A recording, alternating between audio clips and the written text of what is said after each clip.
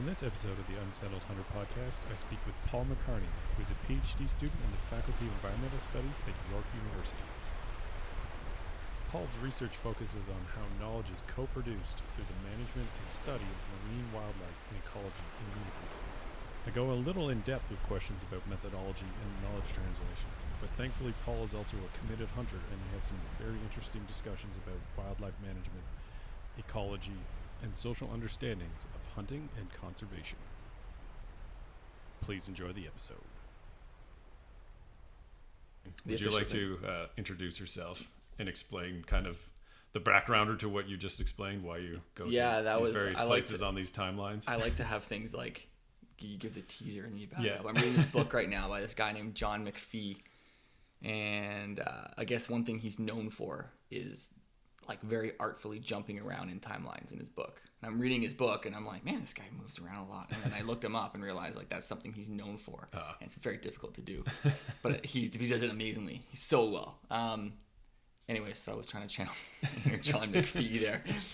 Hey, how much intro do you want here? However much you want to give. Okay, so however much you want to share about yourself, you know. Your time to Yeah. So I guess so right now I also came across working on a workshop right now on how to properly introduce yourself and answer the question, what do you do? Because when they say that you can meet like however many thousands of people a year and you can guarantee that most of the people will ask you the question, so what do you do?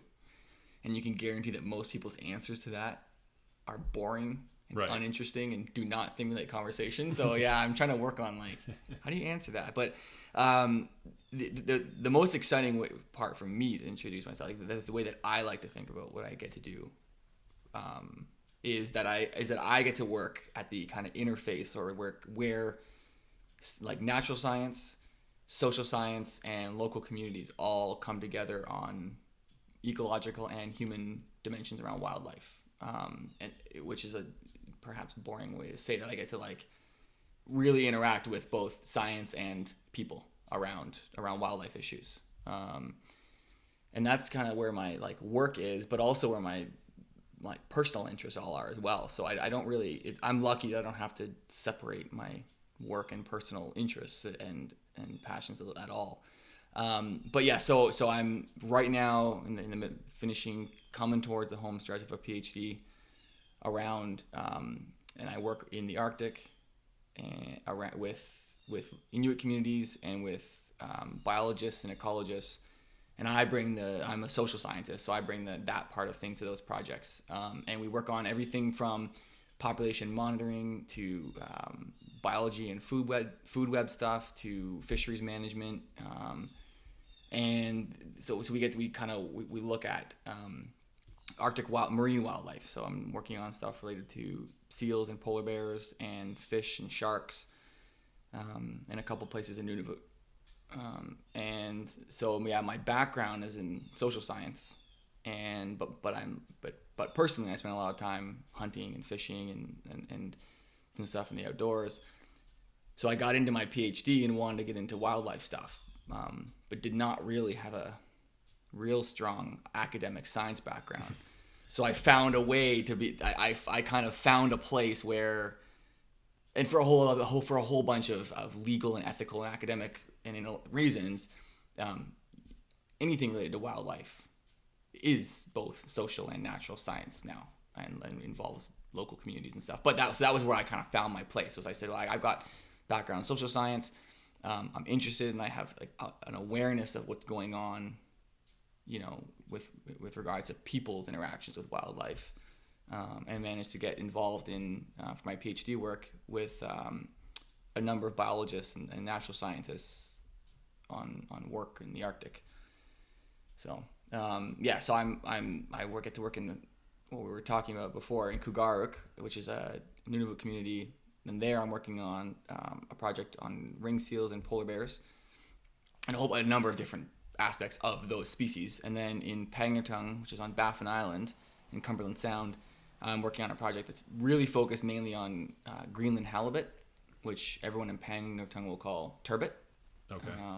So when you go up, you'll hear some people saying Greenland halibut and some people saying turbot. It's same fish. Depending on who you ask. Yeah. So when I'm there, Okay, so don't say that. right. So when I'm there, it's turbot. It's turbot all day long. And so there I'm working on some stuff with turbot, and that has some more kind of management implications to that kind of work. So I get to like my daily life when I get to work is to sit around and talk to hunters and fishers about the hunting and fishing, about the species that they interact with, and then I get to be involved with monitoring data and management stuff.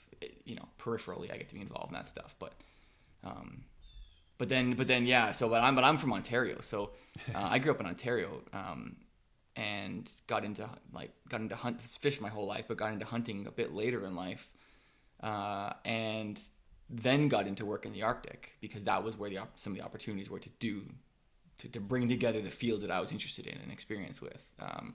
So I've done a lot of that work from Ontario, but yeah. Cool. So might go a little bit inside. Yeah, I was all over the place here.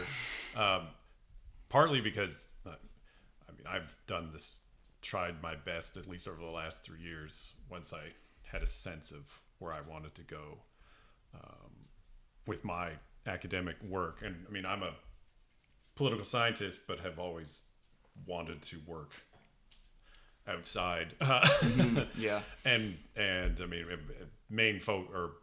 always the underlying focus was environmental stuff, right? Just as more as a personal interest or a general interest, but always found it difficult to figure out how I could work my way in. So it's quite interesting to hear about how you kind of navigated it in that. And so that's why I want to go a little bit more inside on your specific research project, just because I think it could provide it's probably an interesting example for perhaps other people who hopefully maybe are listening to this at some point, how they can kind of bridge those two worlds in the disciplinary sense, not obviously in the existential sense, because as you already pointed out, they're inseparable, but that doesn't, it's difficult for social scientists, or at least I found, maybe it is changing now and hopefully it is, but a little bit so with the research that you're doing in the two areas in the north, what is the knowledge that you're taking or getting for your own project, and how did you position yourself in those two communities and with the people you're working with, so you could do your own project that met a social science requirement? Yeah. I'll go in reverse order there. So start how I position myself. Yeah. So, the quick kind of Cole's notes is that my undergraduate and master's degrees were both in social science, but I had moved throughout that 6 years into looking at environmental issues, and I ended up looking at for my master's research, resource use and extraction. Okay. On Indigenous communities, in case study in particular in Ontario. And partway through that degree, I realized I did not have enough of a both academic and kind of on the ground understanding of what was going on, environmentally, ecologically. So I ended up going to Fleming College in Lindsay, Ontario, to do a program in ecosystem management, which got me a lot of I can't say enough about that program, enough good things about that program and that school. And it got me a lot of the background and hands-on understanding of what's going on the ground. So that was what kind of supplemented my social science stuff for me. Okay. Yeah, so that was the kind of the academic, supplement to what I had been doing. But I was involved in hunting and fishing and stuff on my own. So that was where I kind of I looked at everything and said, well, how does this all come together? My personal interests and some of these ways that I'm interacting with both ecology, the ecological sciences, and social sciences. And from there, the story of what I got to now is fairly anticlimactic. I emailed who is now my supervisor, who's a faculty professor at York University, and I said I saw that he was doing some work on polar bears in the north, and I said, I'm interested in getting involved in wildlife stuff in particular, and really understanding wildlife. I'm fascinated by wildlife science, and especially because of my involvement in hunting, the way that comes together from management and conservation purposes. My outlook is on like conservation, with capital Right. C, conservation, like this thing called conservation, and all the things that come together in that. So anyway, I said to him, I see you're doing some neat work in the north. I have no idea what I have to offer you, but here's my background. And it just kind of so happened that at that time he was beginning a 3 or 4 year project on seal monitoring in the Gulf of Boothia, which is where Kugarik is located, and it was working with an existing polar bear monitoring project as well. And he said, as you're probably familiar or aware of, anything that goes on in the north now around wildlife, it needs to involve local communities and it needs to involve local perspectives. And he said, but we don't know how to do that. We're not social scientists. So he said, if you're interested in doing that part of things, I mean, obviously I jumped at it because here was this project that was doing biological monitoring on ringed and bearded seals in particular, that was contributing to an understanding of what polar bears eat and how healthy polar bears are. So they're immediately connected to much bigger conservation concerns at the time. But I had basically a blank slate to work on how do we best engage the community there in what to do with this. So my work is really about that question. What is the best? What are some ways to bring natural science work, biology and things like that together, and work with local communities on their perspectives on things, and from in a social science through social science methods. So the stuff that I write about is about that. It's about like, what do we do? How do we do it? Kind of what are our lessons learned about this process? But the actual in the community, what I'm working on are people's observations and experiences around seals and bears and changes it's everything, changes in ice and changes in climate and changes in wildlife habits and movements and populations and health, especially their body condition of seals and bears. So I get to take all of this, like look at all this information from that people have experienced, and I'm mostly working with local hunters, and say, well, how can we get a bigger picture understanding of what's going on with seals and bears, and through that climatic changes and things like that. And it's kind of neat in that way because it's people who are familiar with the traditional ecological knowledge stuff, it's often you kind of pull out what you need to supplement or to add into what's going on, and we've been exploring a different model to that, where we're looking at every aspect of the ecology and the habitat and the environment in this region and the species that are there, and trying to get a really good understanding of what's going on, and what people in town want to know, what local hunters and managers and people at the community level, what they want to know about this stuff as well.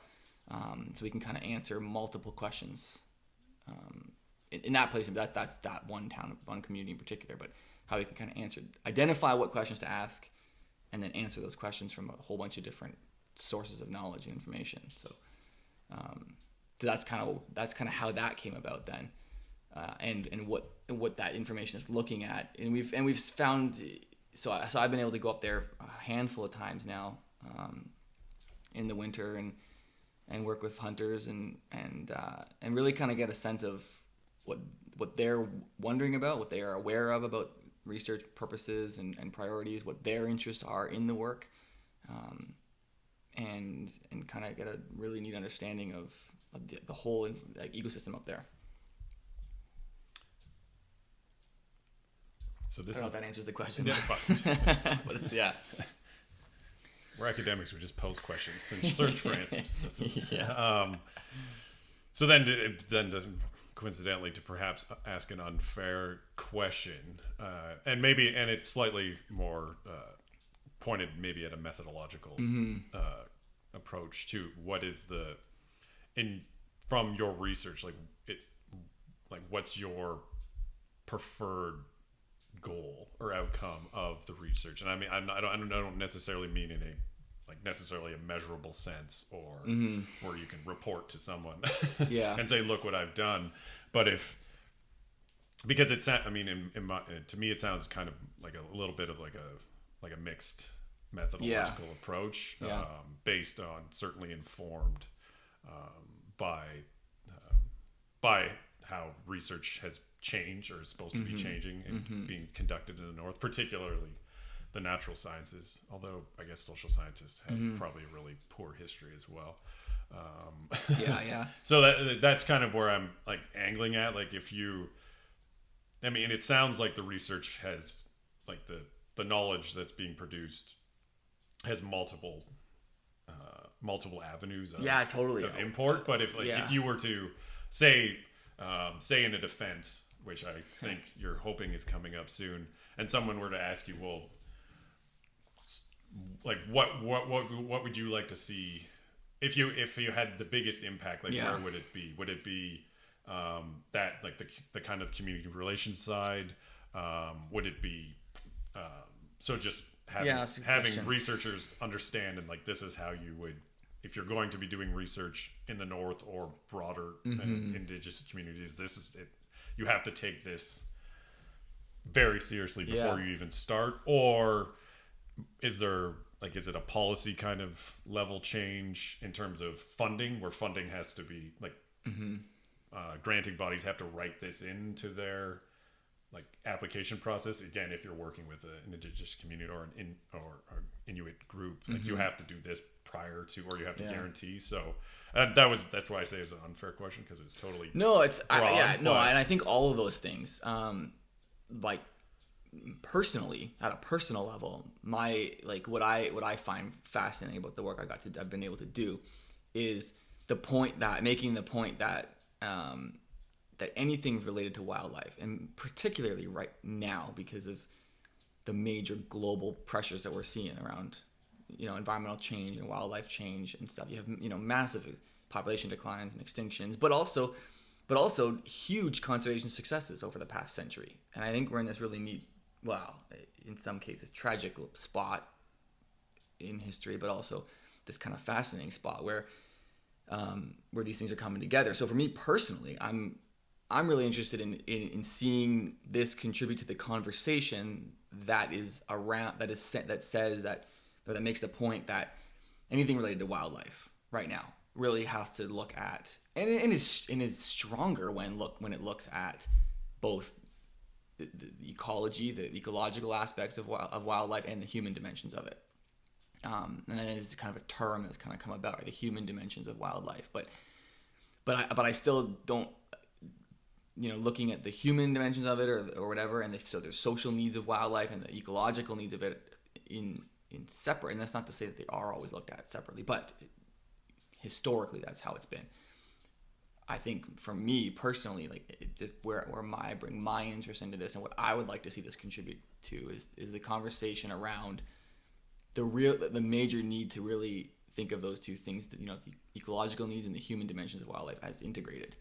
That people interact with wildlife, and there's all sorts of complex social and political and historical and economic factors that impact the way people interact with wildlife and the perceptions around people's interactions with wildlife, wider social perceptions of it, and straight up survival around how people interact with wildlife.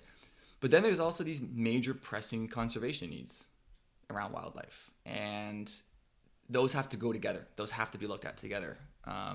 So the stuff that I'm looking at, like I see my work, like my 6 years I've been doing this, is like a drop in the bucket in this conversation. We're saying, here's one way that we've tried to consider looking at wildlife, and in a way that hopefully accounts for and looks at both, all the aspects of it, science and monitoring and conservation and management and human needs. But this isn't the only way. It's not even necessarily the best way. It's one way, because again, my long-term idea of this is that it makes the point that it's worth exploring ways and advancing the conversation that humans and that the human needs and human and social dimensions of wildlife and the ecological dimensions of wildlife need to be considered together in this really kind of integrated way. So that's my kind of on a more immediate level. There are, in each of the case studies I worked on, there are more immediate goals, whether those are advancing management interests at the community level, like in Pangnirtung. There's a commercial, to give a real quick recap there. There's a commercial fishery for a community-based commercial fishery for turbot. And there are the Under Hunters and Trappers organization, which is the organization at the community level that would represent local fishers at a management level. So that organization in Pangnirtung is working to make some management changes to the way the fishery is administered. But they need scientific data on the fish to advance those goals. So on a more immediate level in Pangnirtung, for example, that's where the information contributes to, and I'm thrilled and fascinated by that, because at an everyday level, what kind of gets me out of bed is great, innovative, and interesting advancements on conservation and management around wildlife. There's also a group of local fishers we're working with who are trying to better understand the underwater ecosystem so they can catch fish, which is their main livelihood for a lot of the year. And hopefully this work will help contribute to that and help them catch more fish in a fishery that is working to be sustainable and long term. So that's interesting to me. So then but then there's just questions around fish ecology there that we don't know a whole lot about. Turbot, about Greenland halibut, and about Greenland sharks, which are also in that ecosystem. Like scientifically, worldwide, there are a lot of unanswered questions. So I'm fascinated by the fact that we get to answer some of those questions. So on a more immediate level, we got some of those things going on, all of which interest me and excite me, But as I say, I also hope that if I were to live for 200 years, I would hope that that in 200 years I could be like, oh great, this conversation that I hoped I was involved in 200 years ago has moved forward a bit, around that you can't have conservation in a effective conservation when there are a whole bunch of social and political and economic issues that are not dealt with, whether that's poverty, whether that's a legacy of colonialism and the perceptions around management that brings. Whatever those issues are, they need to be addressed, and they need to be part of the conversation around conservation, and vice versa. So, so that's kind of what gets me fired up about the stuff I get to do. Cool. Yeah. So now there's a whole bunch of things. Yeah. A whole bunch of really interesting topics, but I'll just wrap up the kind of your story, then take you off the hot seat in that sense. 2 questions. I guess now this has turned into an interview, so to speak. But, I should add, though, just real quick, but that's interesting because that's how you and I ended up meeting as well, is how this conversation comes to the more... I don't want to steal... I'm not stealing your thought here. Go ahead. No. But it's interesting. That's how we ended up getting in contact, right? Was how these conversations from these higher level academic conversations, how they're brought into the social and more accessible public sphere, right? Yeah. And how we were talking about this earlier, like how you have these conversations in a way that get at all these other issues around social perceptions of wildlife management and conservation and research, and how kind of people on the everyday level get into that conversation and stuff. And then, I think it's interesting then that that's how you kind of, some of the more interesting connections that you end up making are through that part of the conversation. Yeah. Anyway. That's where the issue that I was hoping we could, like the kind of the translation and stuff, because then I can perhaps do more than just nod my head and ask you. Although that's fine too, because you're clearly willing to answer my questions. So then, just to kind of wrap up the biographical aspect, and then wrap that up, and then with maybe perhaps a leading question into the more issues type stuff. Yeah.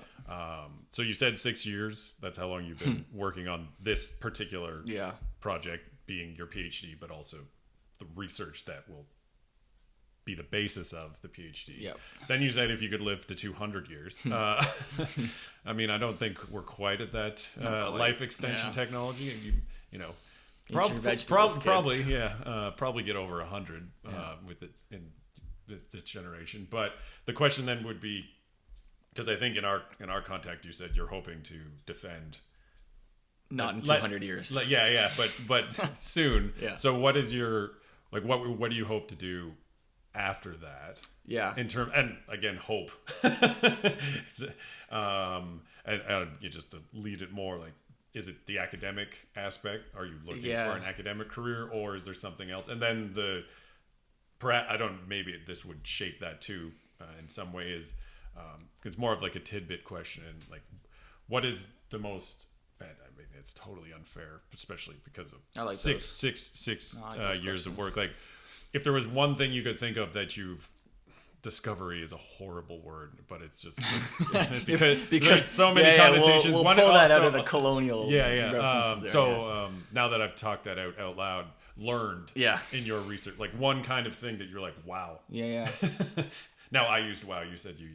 Yeah. Like what? Let's go. If there was one wow moment, when some form of knowledge, maybe even just an interaction, hell, even a story. That was like. No, I like those questions. I asked someone a while back, like, so what do you want to do when you finish your master's? And they said, I don't know. And I said, that's not acceptable. It's not acceptable. Like, if you're not fired up by asking these questions and finding out the answers to these and have some idea of, well, maybe this is my own baggage because of my research, but have some idea of like what you're going to do with it after. But maybe that's my own thing because I came to it from that way, really. No, it certainly is necessary. Yeah. Because I didn't really know, like, that's why it took me a while to A, finish the PhD, and B, then decide what to do after, because I've always kind of been a floater and see where the world takes me. But I mean, if someone has again, passion is used a lot, particularly on hunting podcasts. I don't know why. It's a catch-all. I think that's a great conversation we should come back to. Yeah. But I mean, I guess it's something, as you were saying, it's hard to cut you off, but if like, I would definitely to just support that, like your approach. Like, if you want something, like, you have to. Yeah. It isn't. I mean, it sounds trite, but it isn't going to necessarily just come. No, exactly. Yeah. No, when I started it, I had a great conversation with my supervisor. I have like co-supervisors, really. One that does a lot of the natural science stuff, and one that really guides me on the social science stuff. And I had an interesting conversation with both of them, and then where I said, like, I need to come out of this degree being like having a claim to having a seat at the table in the stuff that I'm passionate about, which is really conservation decision making. And I said, right now, when I'm coming in this with not much real experience in sciences, in the natural sciences, no one is going to listen to me. So I need to come out of this with a pretty good, like, being able to be literate in that end of things. And so they've been super supportive of that, and have really driven the boat in that direction a little bit. But it's kind of already happened, actually. So I moved in May this year. I moved to Nain, which is in the northernmost community on the coast of Labrador, in Nunavut, which is an Inuit region in Labrador that settled the land claim in 2005 after many years of work. And shortly after I moved there, I started working with the Nunavut government, which has in the land claim. So there's a couple pieces of background here. They'll lay out, if that's all right. But in the land claim, there is in the Labrador Inuit land claim, which is what established Nunavut as an Inuit region. There is a in chapter 6. There's a section in there that says that the Nunavut government can suggest and make proposals on marine protection measures in the ocean environment. So the land claim area extends to 12 miles out from the coast, which is so there's something like 48,000 square kilometers worth of ocean area involved that's included in the land claim. It's called the zone in the land claim. Do you know if that's unique? Zone. I was trying to remember that. So the NLCA, the Nunavut Land Claim Agreement, does go out. I believe the same. Yeah, I should have had a fact checking device here, but I believe it's the same. Okay. And the story. The reason for that is because if I back we'll up, add an addendum. Yeah, exactly. I'll back up and say that Or I'll add a link. the management part to my work in Pagnertung is there's a management line that divides the inshore and offshore turbot fishing area. Now that management line is way up in the north of Cumberland Sound, not far from Pagnertung. And one of the goal that what the Pagnertung HTO wants is for that management line to be moved out to the Nunavut Land Claim Agreement boundary. Oh, okay. That they're saying that it should only be Inuit fishers that have access within the land claim boundary. Right. So, yes, as far as I know, I should double check this, but the Nunavut Land Claim Agreement marine boundary is out to the 12-mile limit. So in any case, it's not unique in the sense that that there are no marine areas included in Inuit land claims, but it's unique in the sense that that it's a self-government land claim. So Nunatsiavut is a self-government Inuit land claim. So the Nunatsiavut government is an Inuit government that has jurisdiction over a whole number of social and economic and political issues, and they have joint co-management of wildlife with the province. Which then, just now that we're clarifying, Nunavut is different. Right. Yes. Nunavut is a territorial government which governs all the people. Yeah. And it's not. I mean, there's obviously a high Inuit proportion. It's supposed to be higher than it is. There's a representative proportion, but the Nunavut land claim is a separate. It's institution or organization that they obviously have to work together or don't, depending on. And the Nunavut Wildlife Management Board is involved in wildlife management, but it's set up a little bit differently because in Labrador it's a land claim that's settled at the province, like in the province. It's like part of the Labrador province of Labrador. So jumping back over to that coast then. So the Nunatsiavut government is able to recommend marine protection measures for the zone, which is the area of oceans included in the land claim. Okay, right now, the Canadian government, internationally, there's a big push to protect to increase the area of the amount of earth that is protected, right? And then both terrestrial and marine. And so there's these things called the Aichi targets that come out of the meeting in Aichi.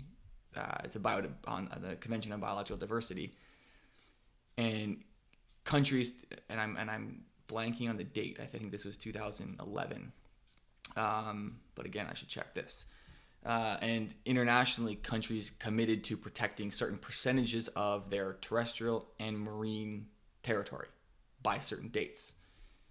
And so the marine portion of that country, and everyone was supposed to commit to. Meet milestones. So in Canada, the government of Canada committed to protecting 5% of its ocean areas by 2017 now, and then 10% of its ocean areas by 2020. So in 3 years, we were supposed to have protected 10% of our ocean areas. Currently, we're at less than 1%. So now the Lancaster Sound National Marine Conservation Area was just announced and settled. So that's going to be a huge area. It's over 40,000 square kilometers of ocean protection. But all this to say that there's a huge push right now and a lot of political will to protect ocean environments by 2020. And that involves Environment Canada and the Department of Fisheries and Oceans, or Fisheries and Oceans Canada, it's called now. Those are the two federal departments that are involved in establishing marine protection zone areas, and there's a few different mechanisms, to create marine protection. But those are Fisheries and Oceans and Environment Canada. Okay, so shortly after I moved to Nain, then the Nunatsiavut government is really pushing now to create protected areas in the ocean, and they've kind of moved it a step further and said rather than just create these kind of chunks of ocean protection areas, they're going to the goal is to create a marine plan, a management and conservation plan for the entire zone, the entire coast, which is the land claim area. Within that, so 48,000+ square kilometers of ocean. within that marine plan, that kind of, management plan, management conservation plan, there will be different areas of the ocean that are protected, that are set up as protected areas. So I've been working on that. That's shortly after I moved to Nain. I started working with the Nunavut government on that plan, and it was really from the ground up when I started on it with them.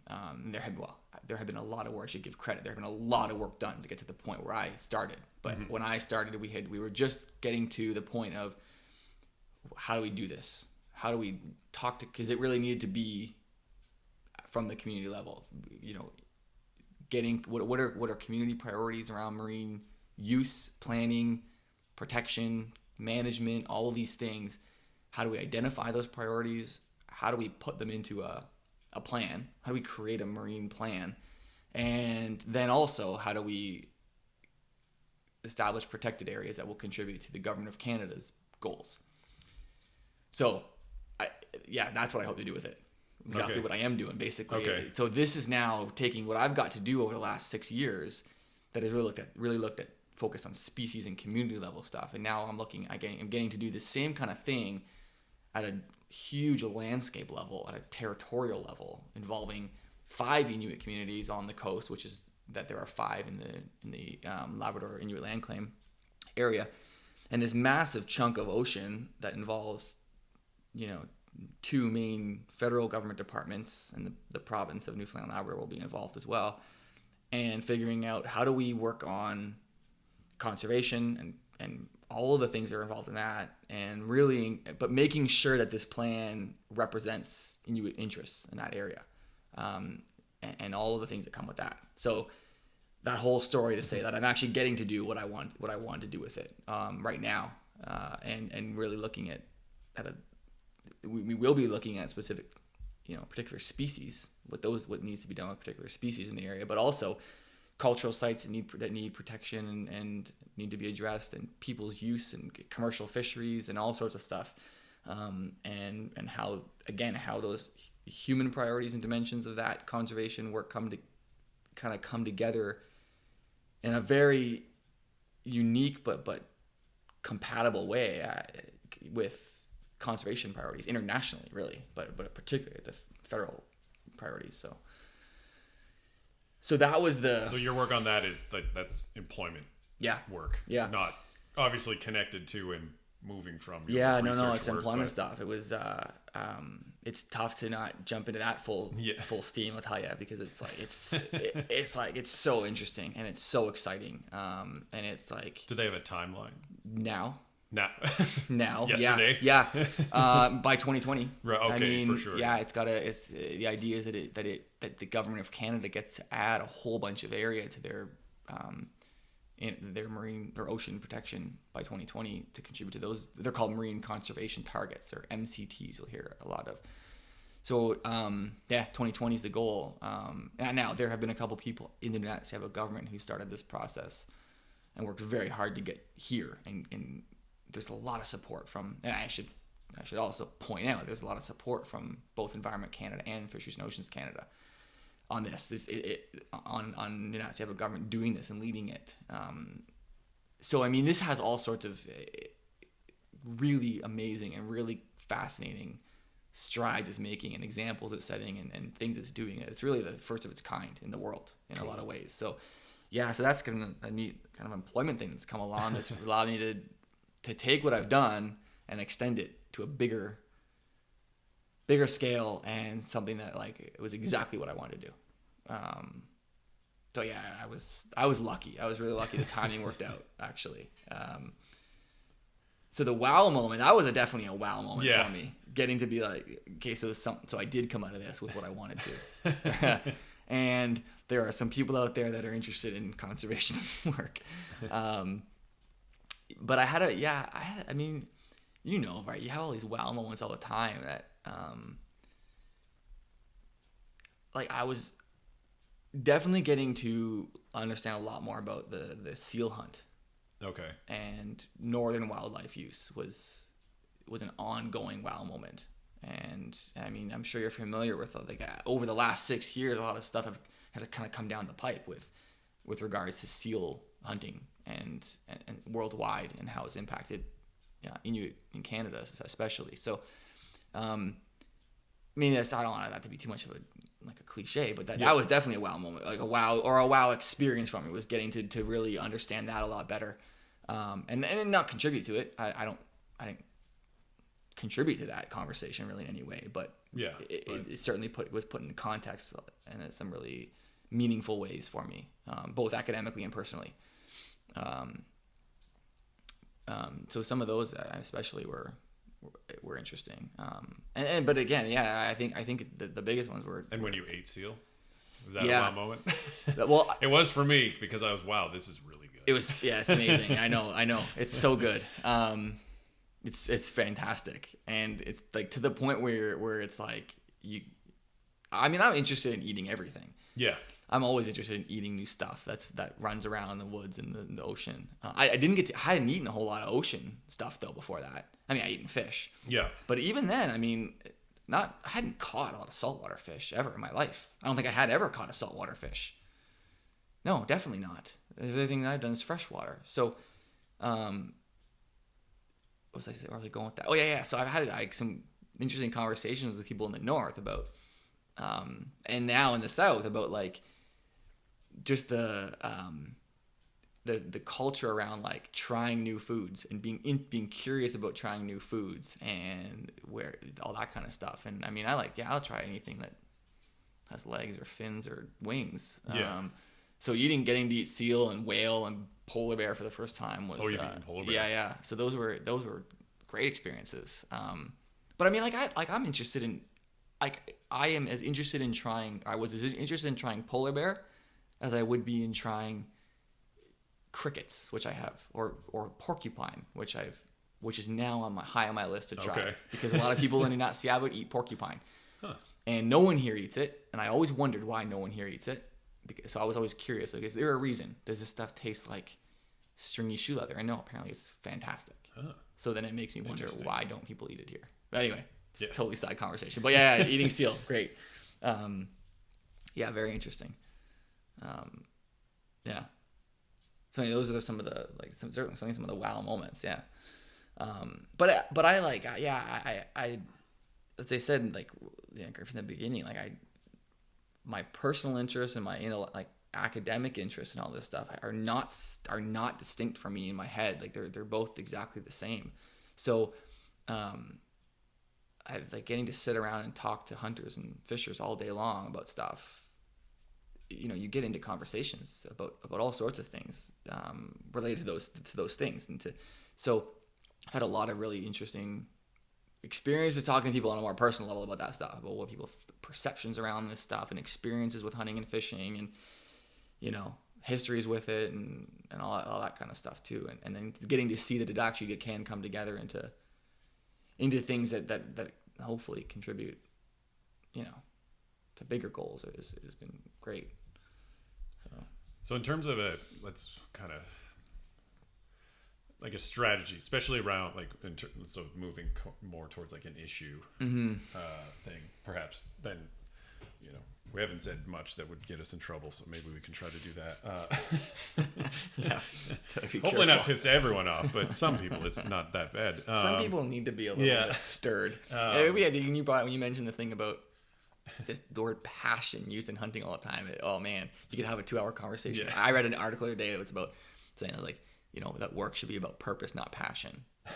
Right? That alone is provocative, but I think you hit on something there that's like a bigger conversation around how people think about this stuff and the reluctance to think about and talk about hunting in a way that might be more risky for people, because it brings in other aspects of their lives that are perhaps more tangible, that they have to then figure out a little more. Yeah. But if you talk about it in terms of passion, well, no one can argue that. Yeah. No one can be pissed off that you're passionate about something. But anyway, again, another conversation. But again, I'm very interested by this stuff around people's perceptions around things. Anyway. And where I was kind of going with it, because the one thing that I've again learned, found out, read, listened to, and just assumed, inferred, is the interesting aspects with hunting and kind of the animals that are okay to hunt and the animals that aren't, and like that species ranking and which one gets. And when you mentioned it, like the seal hunting and seals, and I mean that has been like one of the trips we did in April was to the Magdalene Islands, and those are the other two other of the podcasts. Like, you know, now I'm into that. I have to start promoting other people to listen to those. And I mean, the Magdalene Islands was central point in the 70s for the anti-seal hunt, even though it's pretty much there's still it's an attempt to conserve a seal hunt aspect, but I mean it's not the seal hunting central locale that it was. I mean, it's more in terms of commercial now. It's more Newfoundland, and that bunch of reasons. I mean, when we were there was no sea ice whatsoever, so the seals aren't there. But where was I going with that? Now I got lost. Oh, but that's kind of, in terms of the species rankings and that, like, and then similarly with polar bears. So basically, like the two animals that I have not encountered a polar bear, thankfully, or seen. I've only been north once for a week, and that was in the winter, and there's a life-changing moment. They were far out on the ice at that point, which I was probably fine with.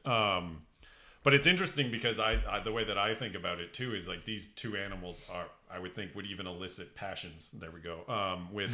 With southern hunters who may have I have no idea on this because I've never really asked anyone. But that was one of the aspects, and I think seal hunting is kind of the thing that is my real current interest. Yeah. And that was all the way to ask a question or to steer the discussion towards translating this knowledge, and especially conservation knowledge with or say if we're going to focus on a specific species, which is also good, but it can also be problematic, especially in a broad sense to I think what you were describing and how you actually have conservation.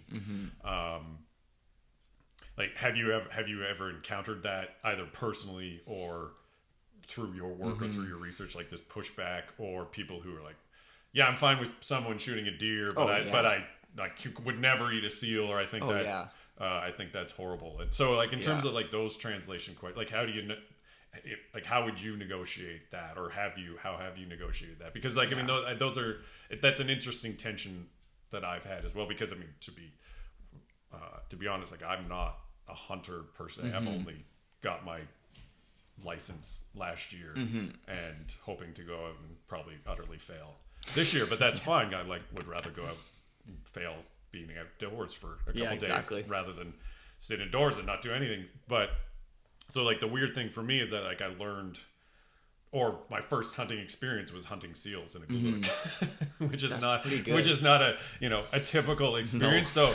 So I mean I have no I have no species ranking. I'm totally flat on that, other than like management or conservation issues, which I'm only learning about as well. But those are the kinds of things that I'm interested in, is like those issues around conservation, and then when the kind of the I don't know, the rhetoric or the popular ideal of a particular species comes into play and can either steer the conversation or steer the policy in a particularly poor direction, especially when it's with seals. So I guess to turn it over to you, I mean, again, in your research, have you found a way, or are you working through a way to kind of translate that or overcome that, or similarly, maybe just even at this point, a story? Yeah, no, I mean, about encountering that. I definitely encounter it all the time.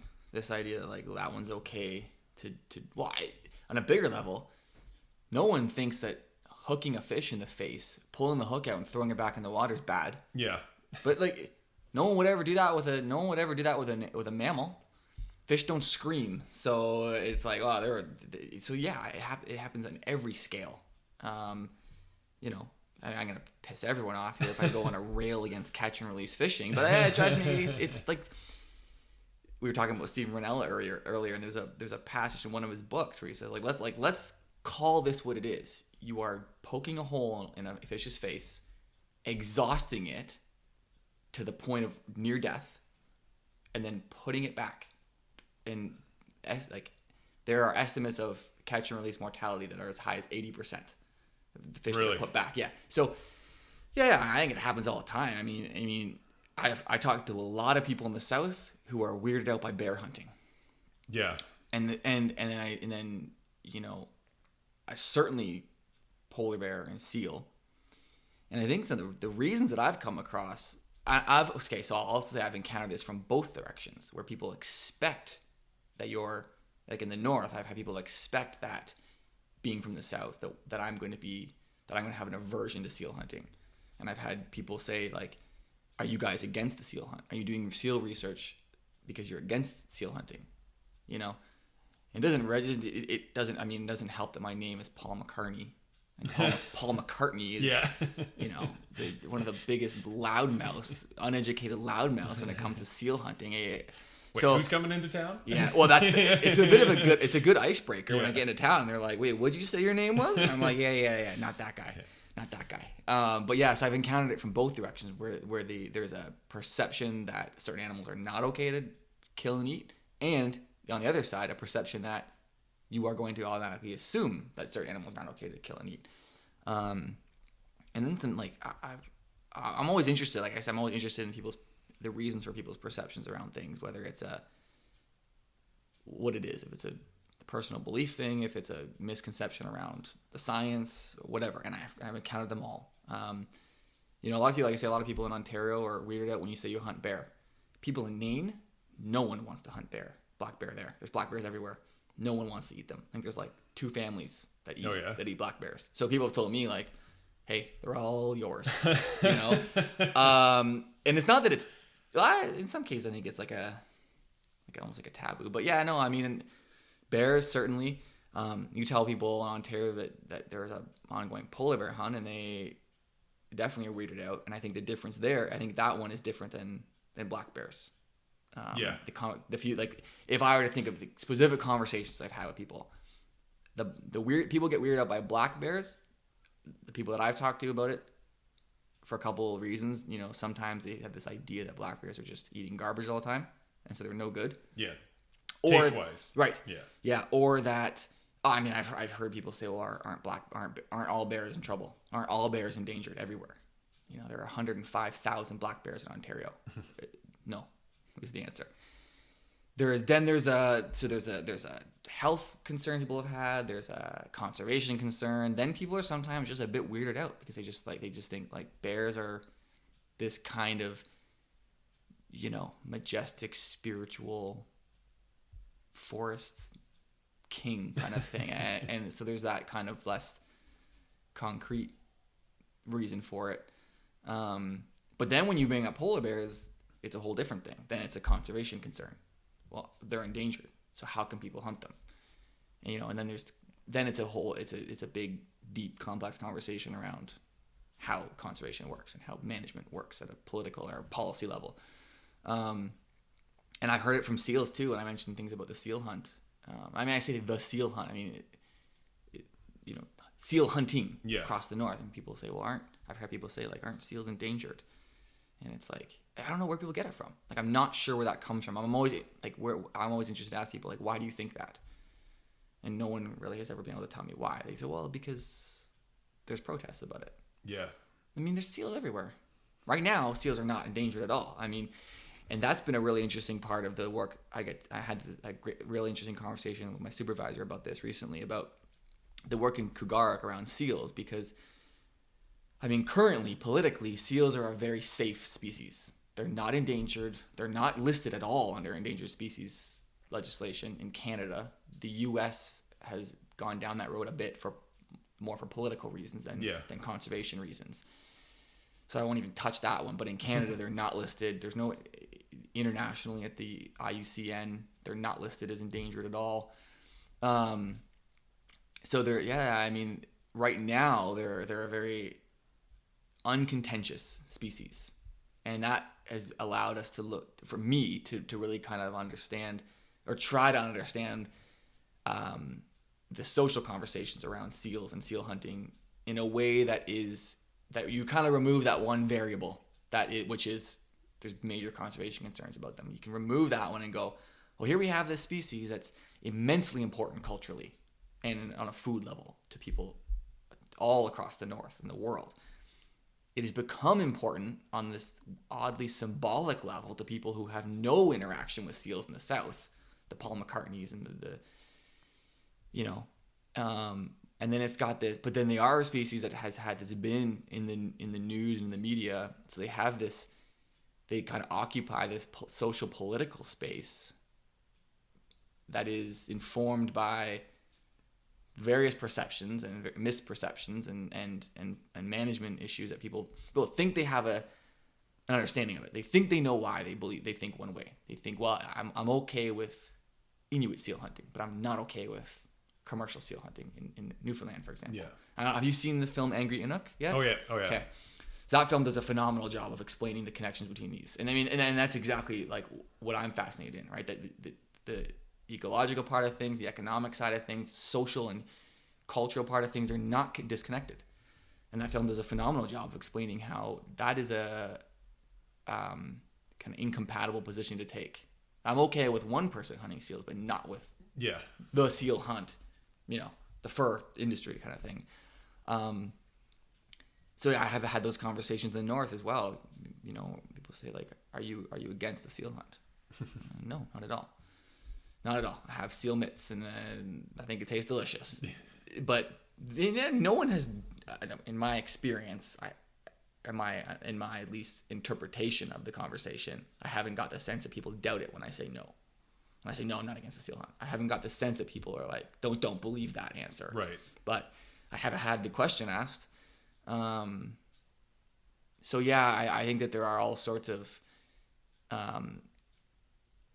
reasons that people have these kind of taboos around certain animals, and I think a lot of people that I've spoken with don't really understand why they have those taboos, or if they do think they understand why, they're not necessarily based around, if they think that they're based around facts, often those facts are not correct. They're alternative facts. And if they're not, I wish I hadn't even used that term, but and if they're not based around facts, it's this kind of personal emotional reaction that people don't necessarily understand.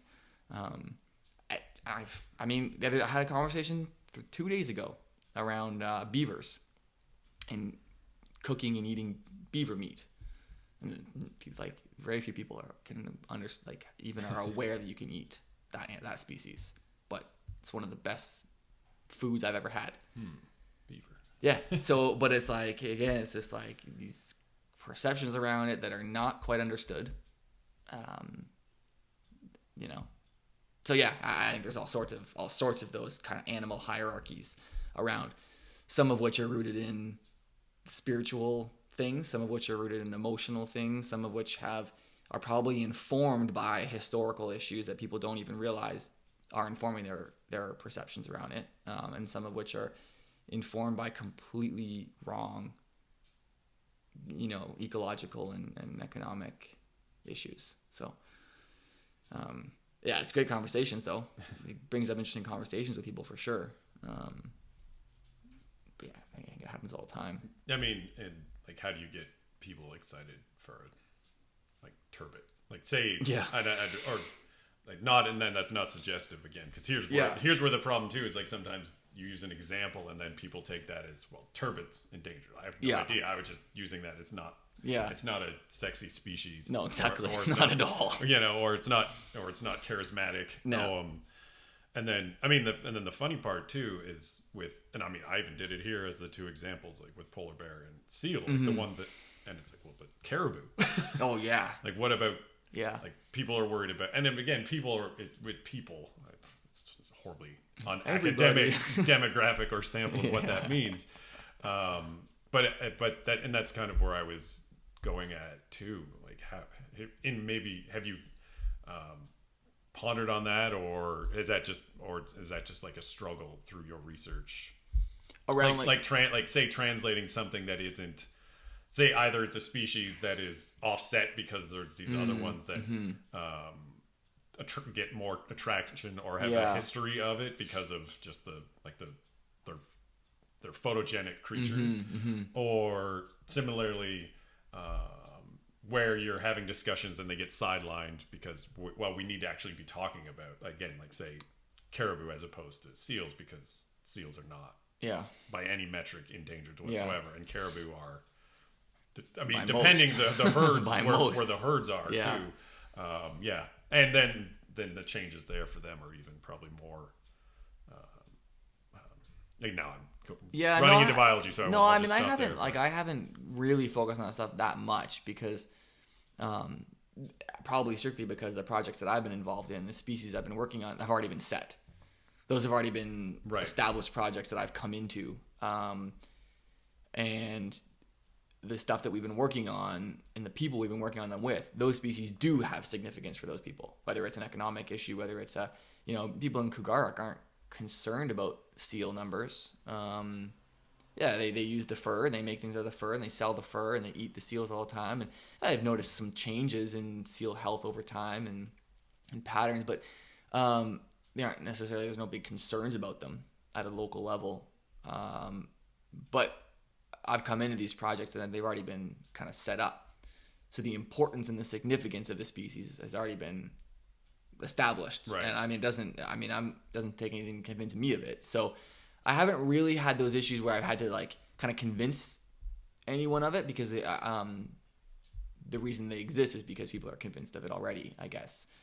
On like in personal conversations, then I'm fascinated by it. But not so much in a official way. I haven't had to really go down that road as much. I mean, again, I'm always interested by and this is a conversation that exists it was well established in the conservation field. Is caribou are a great poster child for conservation, but the black-footed ferret, not as much. So, I'm interested in that, but I find that people who haven't thought about that at all, they kind of just, it's like, yeah, okay, that makes sense. Other species are important too, but they don't necessarily know a lot about it in general anyway. So, do you think your research or the methodologies that you are using, do you think they can be used as a way to perhaps change that broader conversation? Methodologies not, because I mean, even if I had problems with my methodology, so I can't have a straight conversation about it. But because like that, the ranking of species, I would think is actually a problem, like a social problem for conservation, because especially in a political economic sense, where conservation funds or research funds are limited, and then social funds are limited, because I mean, with the seal hunt, as was demonstrated with Angry Inuk, and then having after me, and I've had that or learned this in other conversations, and I saw it this year, end of March, start of April, animal rights groups just plaster their websites and their social media with whatever against the seal hunt, and it's a fundraising drive. Yes, absolutely. And that's all that it is. Oh, it's a money making thing. And then I mean, just happenstance, because of the various other connections I have in life, like there was a photographer, he's a professional photographer, made his money in his point in skateboarding, but he does a whole bunch of other things. He just posted like a PETA thing about the seal hunt in Canada. It's like, the guy lives in California. Yeah. I've never seen him advocate anything other, but it was just random. And I mean, I'm not trying, that's not a personal criticism. It was just more, it's more the network effect of why is this here now? This has nothing. And then you shouldn't read comments, but I do. They're I use them as like suggestive of the possibility of opinions and interactions rather than as information or as like hard data. But